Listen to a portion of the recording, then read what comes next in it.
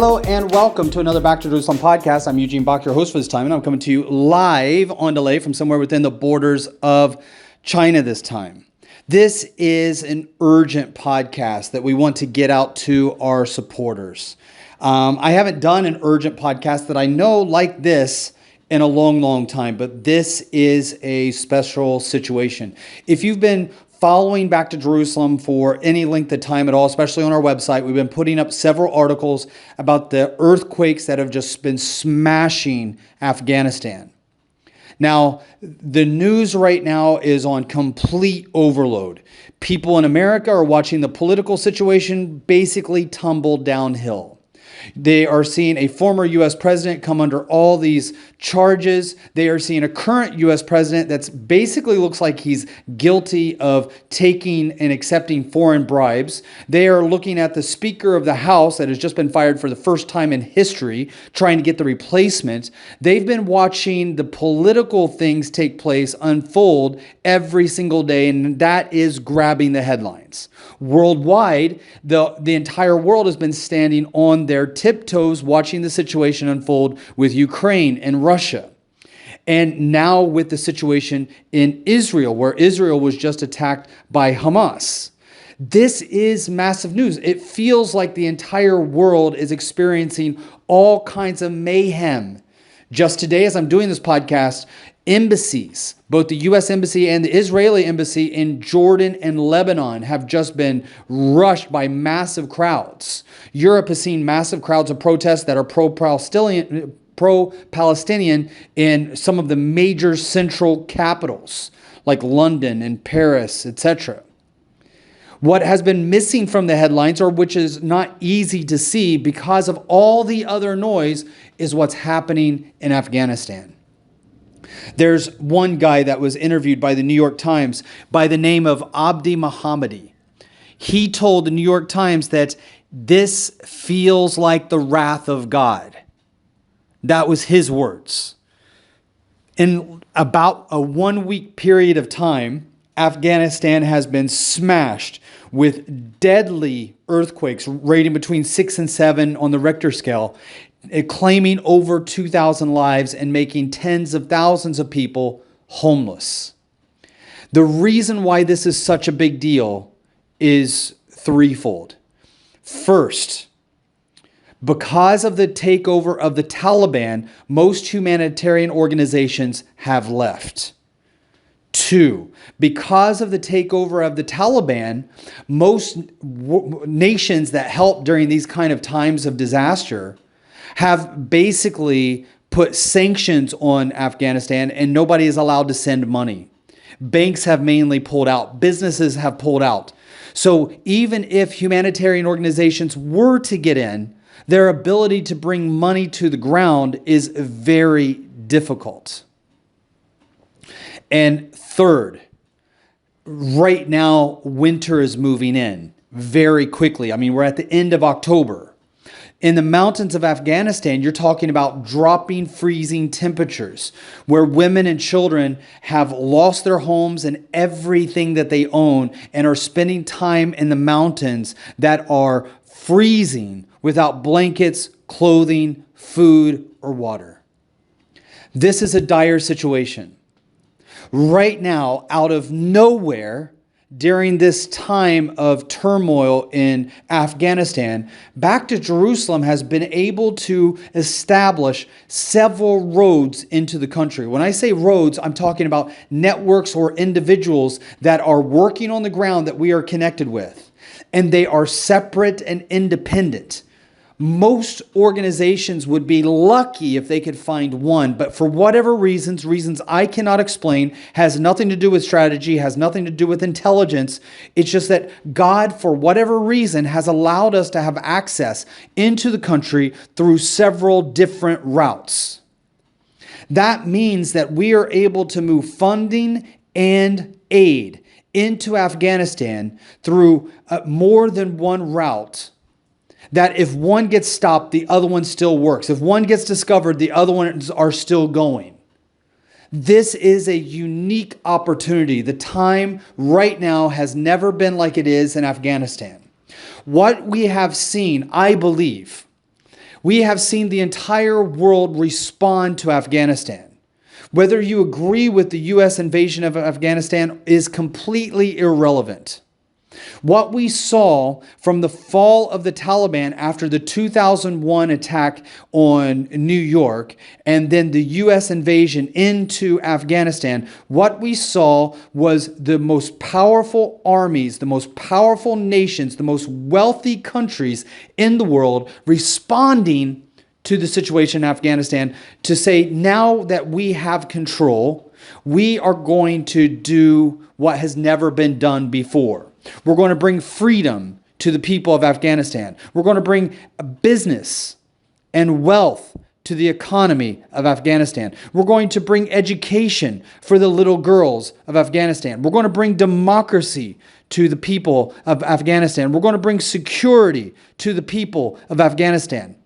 But the people in Afghanistan did not get the keys to release them from the slavery of Islam.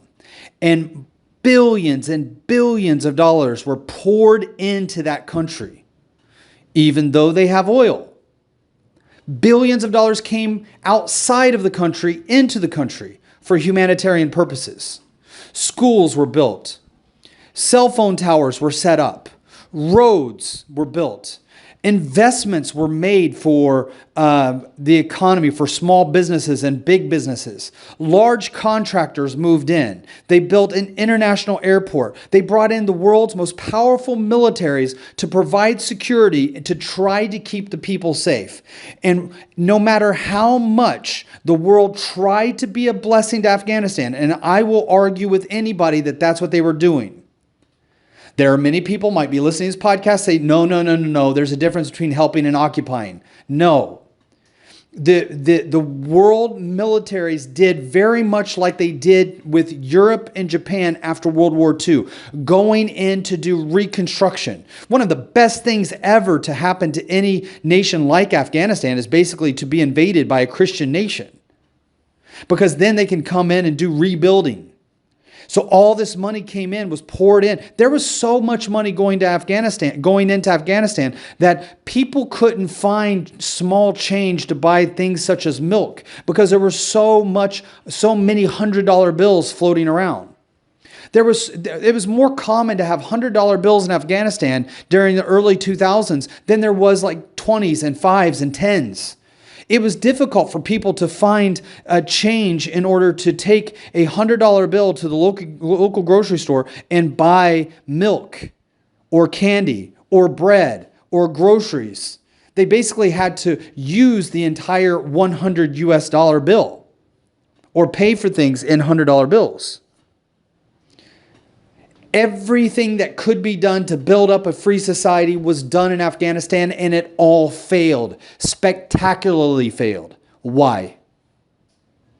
Because the main ingredient, which I've talked about on this podcast before, was not money. It was not security. It was not education. It was not democracy. It was the gospel of Jesus Christ. That special ingredient was missing from the recipe, and the recipe, when it was put into the oven, came out a disaster.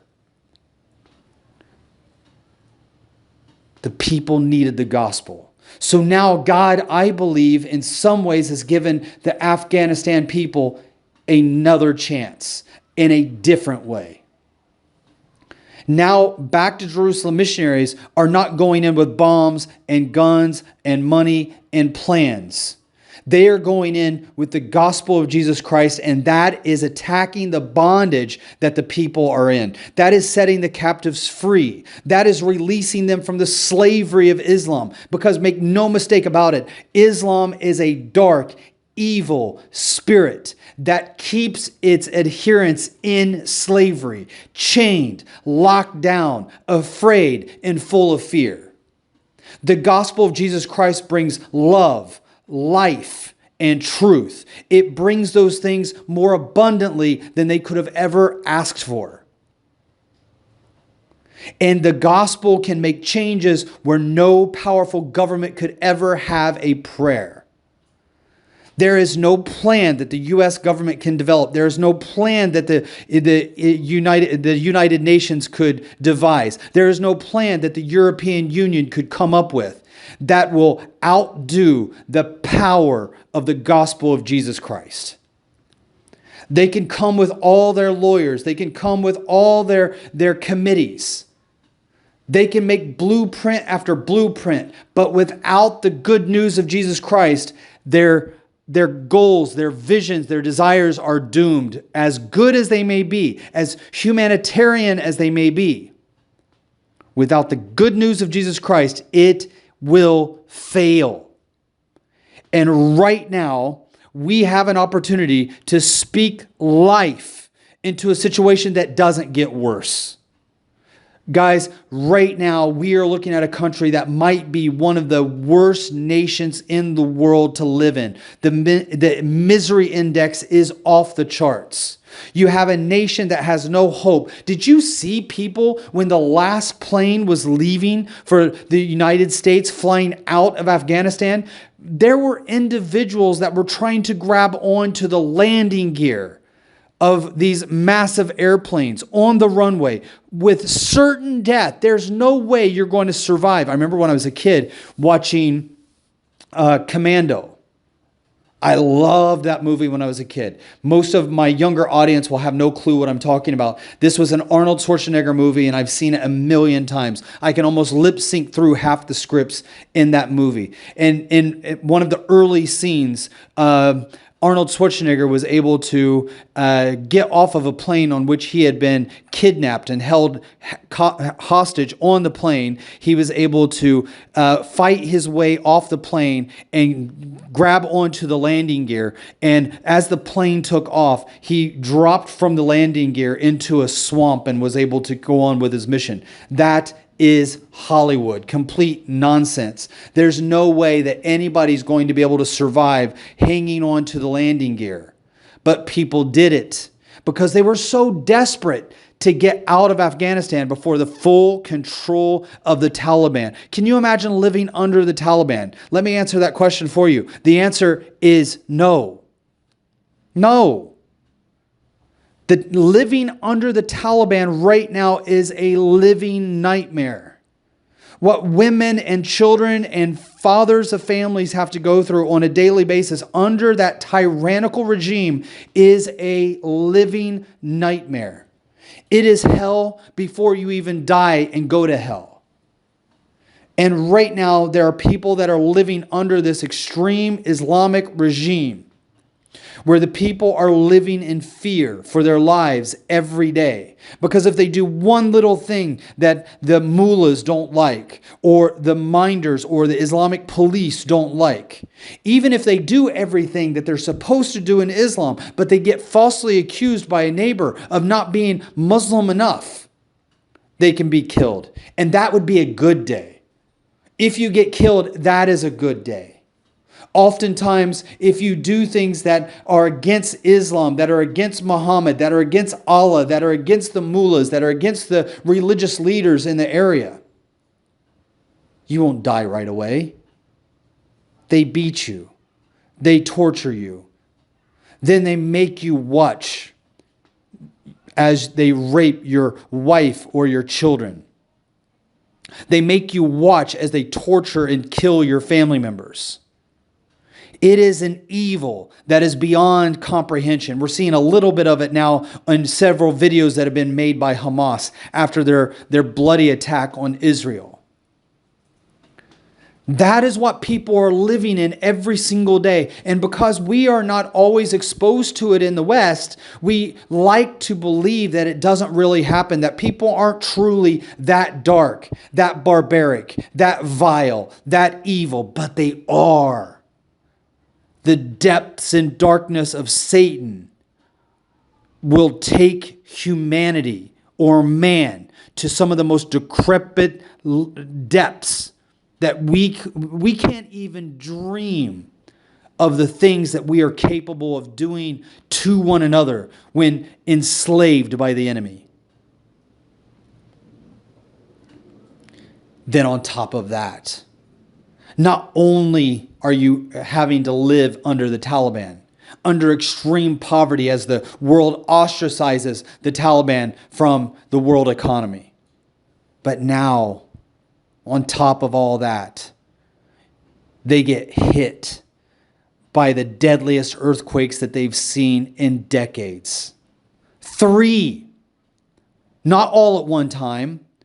Day 1, boom, country hit, people die. Day 3, boom, country hit, people die.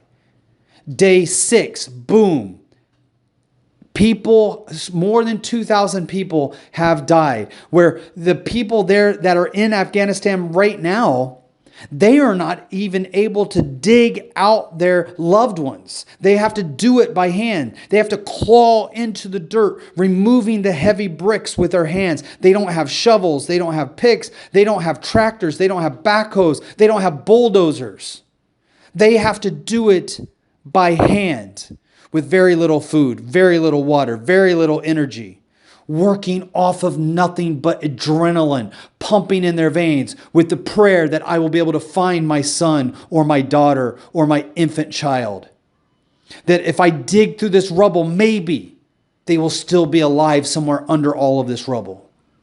So not only are they living in the misery of the Taliban, but they're living in the nightmare of losing everything through the earthquake. But there's hope. Never underestimate the hope of Jesus Christ. Never underestimate the hope that that's why it's called the good news. The good news of Jesus Christ brings life and hope and joy in the most lifeless, hopeless, joyless situations. This is why I'm making this urgent podcast to ask our supporters to go online and give to this effort. We have already sent funding through 3 different channels into Afghanistan to bring the good news as well as aid. Nobody else is really helping in the areas where we are helping. The world's hands are tied, but God has opened a door. And when He opens a door, no man is able to shut it.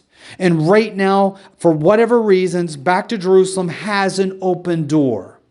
We're not a big organization. We can't do a lot of work, but we can get the funding directly to the people on the ground. And sometimes that face-to-face contact, even though it's not big, even though it's not grand, we are able to build relationships with individuals.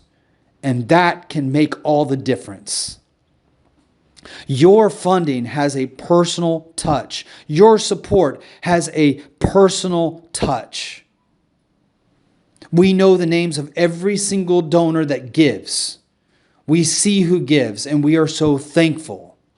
If you are not able to give, can I ask that you pray for the people of Afghanistan today?